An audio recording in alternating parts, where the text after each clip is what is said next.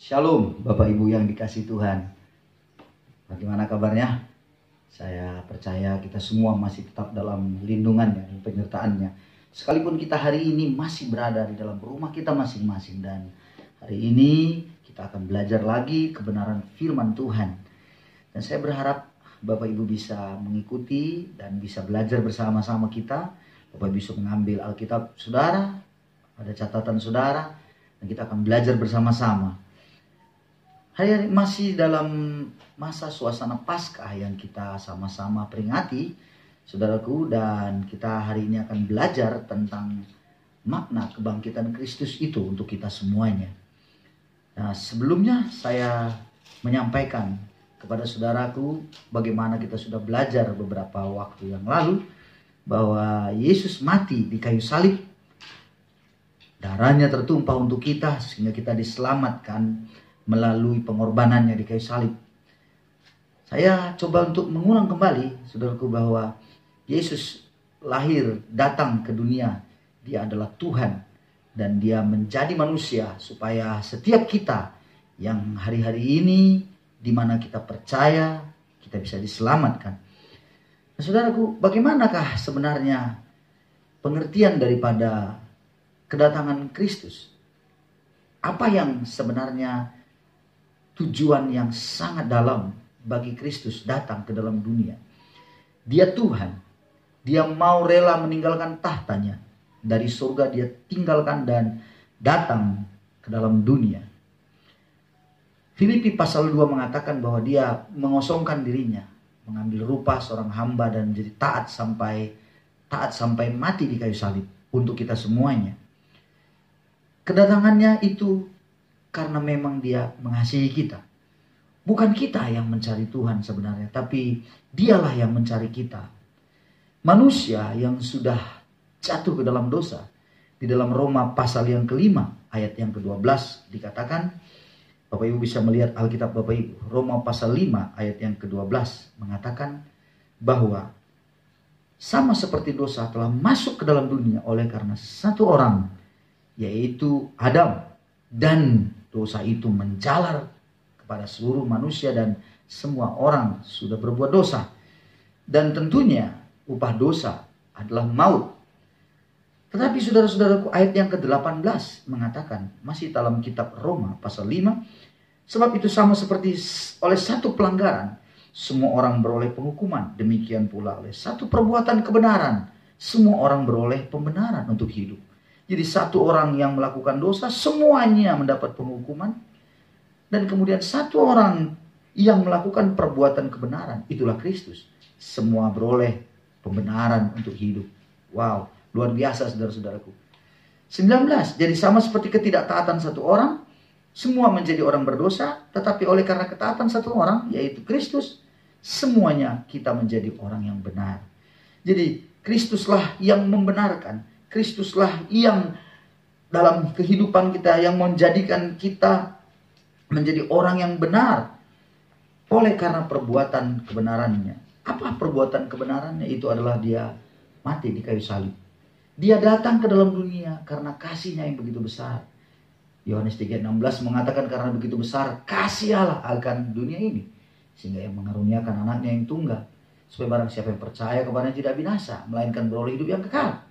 Jadi saudara dan saya sebenarnya mendapatkan suatu kasih yang sangat sempurna dari Allah. Karena begitu besar kasihnya itu. Kita sebenarnya tidak layak. Tetapi dialah yang melayakkan kita. Kalau kita membaca lagi dalam 2 Korintus pasal yang ke-5 ayat 21. Dan dia yang tidak mengenal dosa telah dibuatnya menjadi dosa karena kita. Supaya dalam dia kita dibenarkan oleh Allah. Dalam kitab 2 Korintus 5 ayat 21 ini dikatakan bagaimana kita ini sebenarnya mendapat pembenaran oleh Allah karena Yesus yang tidak mengenal dosa telah dibuatnya menjadi dosa. Jadi seluruh dosa kita ditanggungnya di kayu salib. Kita diperdamaikan kembali dengan Allah. Jadi Yesus membawa kita kembali kepada Allah. Luar biasa sekali, saudaraku. Jadi bukan karena perbuatan baik kita bisa mendapat pembenaran Allah sebenarnya. Bukan karena baik kita, pemberian kita, segala sesuatu yang sudah kita lakukan yang seolah-olah semuanya itu baik yang kita kerjakan. Bukan karena perbuatan baik, tapi oleh karena kasih karunia-Nya. Di dalam Efesus 2 dikatakan, saudaraku, kita diselamatkan oleh karena apa, saudara? Karena kasih karunia oleh iman. Ada sebuah pernyataan di dalamnya itu, kasih karunia oleh iman. Jadi sebab karena kasih karunia kamu diselamatkan oleh iman. Itu bukan hasil usahamu, tapi pemberian Allah. Jadi kasih karunia datang di dalam Kristus Yesus kita. Dia mati di kayu salib menjadi dosa untuk kita. Dan oleh karena kasih karunia itu, kita datang dengan iman, artinya percaya kepadanya. Maka ketika itulah kita diselamatkan, bukan karena perbuatan baik. Namun hari ini kita akan belajar setelah dia mati, dia mengalami kebangkitan. Dan kita mau belajar lagi makna kebangkitan itu untuk kita semuanya. Mari kita lihat 1 Korintus pasal yang ke-15 ayat 14 mengatakan, tetapi andai kata Kristus tidak dibangkitkan, maka sia-sialah pemberitaan kami dan sia-sialah juga kepercayaan kamu. Ayat yang ke-17, 1 Korintus 15 ayat yang ke-17. Dan jika Kristus tidak dibangkitkan, maka sia-sialah kepercayaan kamu dan kamu masih hidup dalam dosamu. Demikianlah binasa juga orang-orang yang mati dalam Kristus. Jadi sudah di dalam Kristus, kita masih dikatakan sia-sia percaya. Jikalau apa? Jikalau Kristus tidak dibangkitkan. Wah, luar biasa saudara-saudaraku. Jadi Bapak Ibu Saudara harus mengerti kelahirannya, kematiannya di kayu salib menyelesaikan dosa. Lalu kebangkitannya. Nanti kita akan bersama-sama lagi untuk kita merayakan lagi kenaikannya ke surga. Setelah 40 hari dari kebangkitan dia naik ke surga, lalu duduk di sebelah kanan Allah Bapa. Itu semuanya berita itu satu paket. Kedatangannya, kelahirannya, kematiannya, kebangkitannya, dan kenaikannya. Menjadi satu pelajaran, menjadi satu bagian yang namanya Injil. Jadi apa itu berita Injil? Berita Injil. Injil yang adalah kabar baik. Apa kabar baik yang harus diberitakan? Oh, Yesus datang ke dalam dunia. Kenapa? Karena ingin mengasihi, karena ingin bertemu kita, karena kasihnya yang begitu besar. Dia datang menjadi manusia, mengosongkan dirinya, mengambil rupa seorang hamba. Di dalam kitab Filipi 2 mengatakan. Jadi, saudaraku, kasihnya itu yang luar biasa. Kasih agape, kasih Allah itu. Datanglah Yesus, Tuhan Allah, menjadi manusia. Lalu dia mati di kayu salib, menyelesaikan semua dosa, membuat kita dibenarkan di dalam dia. Dan kita diperdamaikan dengan Allah kembali.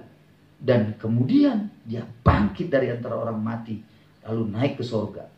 Nah, semua itu adalah hal-hal yang harus kita mengerti sebagai kita orang Kristen. Berita yang harus disampaikan itulah Injil, saudaraku, yang kabar baik. Kalau kita melihat kenapa dikatakan di ayat ini, kalau Kristus tidak dibangkitkan, maka sia-sialah kepercayaan kita. Sia-sialah segala sesuatu yang di dalam diri kita percaya kepada Kristus. Ayat 19.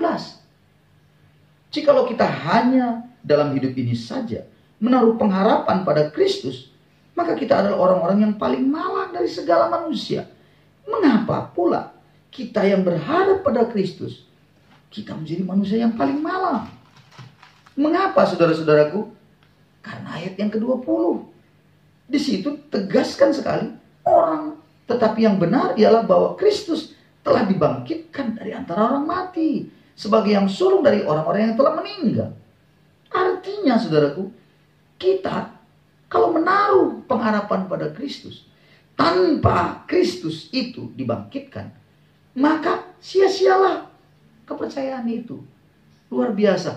Kalau Kristus hanya mati, tidak bangkit, saudara-saudaraku, sama saja dengan nabi-nabi yang kita kenal selama ini. Sama saja yang katanya nabi-nabi besar, dengan berbagai katanya perbuatan tanda ajaibnya, atau segala suatu kebaikan dilakukannya. Sama saja, tidak ada bedanya saudara-saudaraku dengan nabi-nabi itu. Tetapi yang membedakannya, Yesus mati, tapi dia bangkit dari antara orang mati. Luar biasa. Suatu hal yang sangat harus kita rayakan, harus kita syukuri, saudaraku. 21, mari kita lihat ayat selanjutnya. Sebab sama seperti maut datang karena satu orang manusia, demikian juga kebangkitan orang mati datang karena satu orang manusia. Karena sama seperti semua orang mati dalam persekutuan dengan Adam, demikian pula semua orang akan dihidupkan kembali dalam persekutuan dengan Kristus. Haleluya. Maut datang karena satu orang, itulah Adam. Persekutuannya itu orang mati, persekutuan yang mati itu karena Adam. Namun kemudian ada kebangkitan orang mati karena satu orang manusia. Siapa itu? Itulah Kristus. Kemudian kita bisa dihidupkan kembali dalam persekutuan dengan Kristus. Itulah makna kebangkitan itu, saudara-saudaraku. Ayat 23. Tapi tiap-tiap orang menurut urutannya. Kristus sebagai buah sulung, sesudah itu mereka yang menjadi miliknya pada waktu kedatangannya. Kemudian tiba kesudahannya, yaitu bila mana ia menyerahkan kerajaan kepada Allah Bapa, sesudah ia membinasakan segala pemerintahan, kekuasaan, dan kekuatan. Saudara-saudara, sama seperti katanya ayat ini, menurut urutannya, ayat 23, menurut urutannya, Kristus sebagai buah sulung. Jadi, Yesus yang sulung, yang pertama dibangkitkan, kemudian pada waktu kedatangannya, kita pun akan dibangkitkan. Wah, luar biasa saudara-saudaraku. Jadi sebenarnya kalau Yesus sudah dibangkitkan, kita mati saja. Kita tidak ada guna, kita mati. Kita tidak dibangkitkan. Tapi karena Kristus bangkit, kita pun akan dibangkitkan. Luar biasa. Mari kita lihat lagi ayat 24. Kemudian tiba kesudahannya, 25 ayat 25, karena ia harus memegang pemerintahan sebagai raja sampai Allah meletakkan semua musuhnya di bawah kakinya. Musuh yang terakhir yang dibinasakan ialah maut. Wah, saudara-saudaraku. Jadi, luar biasa sekali. Kristus bangkit karena dia harus menaklukkan musuh yang terakhir yang harus dibinasakan, yaitu maut. Karena kitab Roma 5 berkata bahwa upah dosa adalah maut. Jadi maut itu harus ditaklukkan. Kematian itu harus ditaklukkan, saudara-saudaraku. Dan Yesus melalui kebangkitannya, dia menaklukkan itu. Dan kemudian pada waktunya dia akan memerintah sebagai raja. Dan dia meletakkan semua musuhnya di bawah kakinya. Wow, ini berarti apa? Meletakkan musuhnya di bawah kakinya. Itu artinya dia memiliki kemenangan. Dia menjadi raja. Raja itu dia memerintah atas umatnya. Memerintah, saudara-saudaraku, atas semua musuh-musuhnya. Jadi, bayangkan di bawah kakinya. Wah, luar biasa sekali. Di bawah kakinya. Jadi, musuhnya, kekuatan si jahat, itu ditaklukkan. Dan Yesus lewat kebangkitannya menyatakan bahwa dia menang. Dia berkemenangan. Dia raja di atas segala raja. Dia Tuhan di atas segalanya. Haleluya. Kalau begitu, kita simpulkan secara perlahan. Mengapa begitu penting makna kebangkitan Kristus bagi kita? Yang pertama, yang Bapak Ibu Saudara tahu adalah Yesus bangkit, maka kita akan dibangkitkan pula pada waktu kedatangannya. Yang kedua, Yesus bangkit, itu artinya dia menaklukkan musuh yang paling terakhir, namanya maut. Dan kita semuanya mampu menaklukkan itu juga. Karena apa? Karena Yesus sudah meletakkan semua di bawah kakinya. Jadi saudara-saudaraku, dia berkemenangan. Dia menyatakan, aku Tuhan, aku Raja, segala Raja, aku yang memerintah, kata Tuhan. Dia berkemenangan, dia taklukkan. Dan saudaraku, pernyataan dari kebangkitan itu, dia sebenarnya sedang berkata, akulah Tuhan. akulah penguasa. Haleluya. Kalau kita melihat, mari kita lihat dulu Efesus pasal yang pertama. Dikatakan pada Efesus pasal yang pertama, ayat yang ke-18 sampai 23. Efesus pertama ayat 18-23, tetapi mohon maaf, Efesus 1 ayat 18, dan supaya ia menjadikan mata hatimu terang, agar kamu mengerti pengharapan apakah yang terkandung dalam panggilannya. Betapa kayanya kemuliaan bagi yang ditentukannya bagi orang-orang kudus, dan betapa hebat kuasanya bagi kita yang percaya, sesuai dengan kekuatan kuasanya yang dikerjakannya dalam Kristus, dengan membangkitkan dia dari antara orang mati dan mendudukkan dia di sebelah kanannya di sorga, jauh lebih tinggi dari segala pemerintah dan penguasa dan kekuasaan dan kerajaan dan tiap-tiap nama yang dapat disebut, bukan hanya di dunia ini saja, melainkan juga di dunia yang akan datang. Dan segala sesuatu telah diletakkannya di bawah kaki Kristus, dan dia telah diberikannya kepada jemaat. Wow, luar biasa. Sebagai kepala dari segala yang ada. Jadi jemaat yang adalah tubuhnya, yaitu kepenuhan dia, yang memenuhi semua dan segala sesuatu. Puji Tuhan. Bapak ibu saudara-saudaraku, dikatakan bahwa dikerjakan betapa hebat kuasanya bagi kita yang percaya. Betapa kaya kemuliaannya. Sama seperti yang dikerjakannya dalam Kristus dengan membangkitkan dia, membangkitkan Kristus dari antara orang mati. Dan segala sesuatu diletakkan di bawah kaki Kristus. Dan Kristus itu adalah kepala jemaat. Jadi kalau saudaraku, kita jemaat tubuh sama seperti kita. Kepala Kristus, maka tubuh Kristus. Maka segala sesuatu diletakkan di bawah kaki Kristus.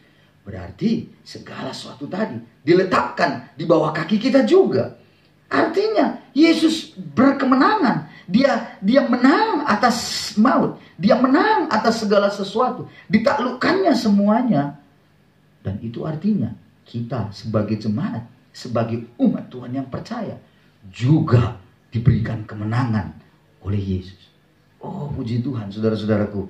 Jadi kalau Yesus itu bangkit memberi kita kemenangan demi kemenangan, maka sebenarnya kita sebagai umat pemenang. Dan kalau kita Roma 8 berkata lebih dari pemenang. Apa artinya lebih dari pemenang? Roma 8 berkata lebih dari pemenang. Artinya Yesuslah yang lelah, Yesuslah yang capek, Yesuslah yang menderita, dan Yesuslah yang mengalami kesusahan di dalam dia menanggung penderitaan, dan dia menang. Lalu kemudian kemenangan itu diberikan kepada kita. Berarti kita lebih dari pemenang karena Yesus yang menyelesaikannya, kita menerimanya dengan kasih karunia, dalam kasih karunia yang besar. Luar biasa, saudara-saudaraku. Mengertikah engkau akan hari ini? Sadarlah, saudara-saudara, betapa luar biasa makna kebangkitan Kristus itu.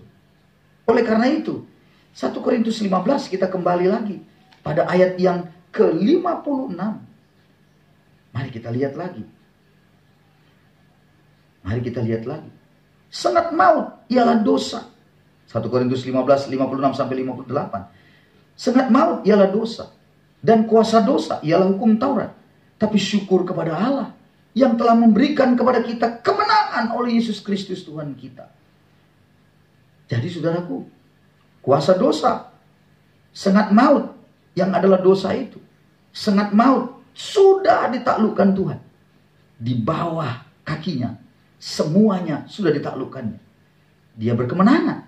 Dia bangkit dari antara orang mati. Oleh karena itu, saudaraku, ayat 58. Sebagai orang yang berkemenangan, sebagai orang yang sudah menerima kemenangan di dalam Kristus Tuhan kita. Ayat 58. Karena itu, saudara-saudaraku yang terkasih, berdirilah teguh, janganlah goyah, dan giatlah selalu dalam pekerjaan Tuhan. Oh, saudara-saudaraku, ternyata kita harus berdiri teguh, tidak goyah, giat selalu dalam pekerjaan Tuhan. Kita mengerjakan pekerjaan-pekerjaan Tuhan. Luar biasa. Tapi ada yang mengatakan, kalau berkemenangan kenapa mati juga, Pak? Nah, ini ada sobat pertanyaan-pertanyaan yang kadang-kadang saya sendiri Maksud tujuan pertanyaannya apa? Apakah murni bertanya atau hanya menjelekkan? Karena ada yang mengatakan, Pak, katanya kita umat Tuhan. Katanya kita orang yang percaya. Tapi kenapa juga bisa mati, Pak? Karena virus corona. Tuh, Pak, lihat. Kenapa itu pendeta bisa mati juga? Kenapa itu yang sungguh-sungguh, yang kami tahu setia dalam mati juga?